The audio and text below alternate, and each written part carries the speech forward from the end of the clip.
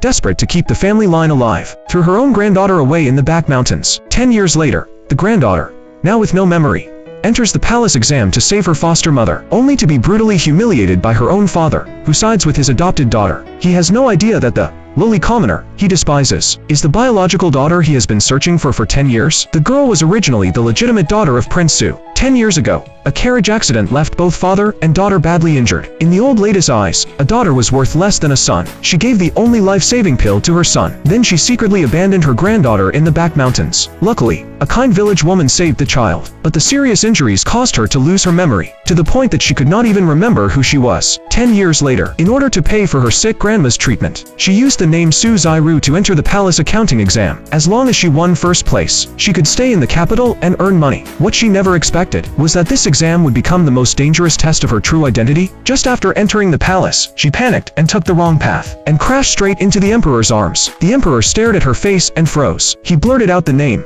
Yvonne. That was the name of his legitimate daughter, who had been missing for 10 years. The eunuch beside him immediately understood. This woman was about the same age as Princess Amping back then, and her eyes and brows looked strikingly similar. But this scene was seen by Prince Su's adopted daughter,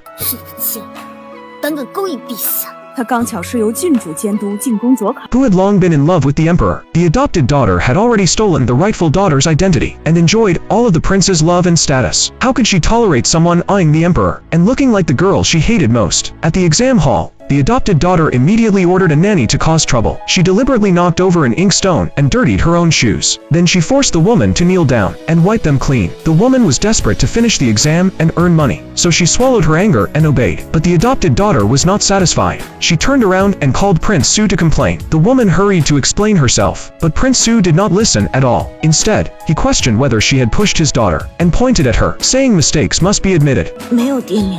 你是孤儿。老奴刚刚查到，这女子一直跟着祖母在乡下过活。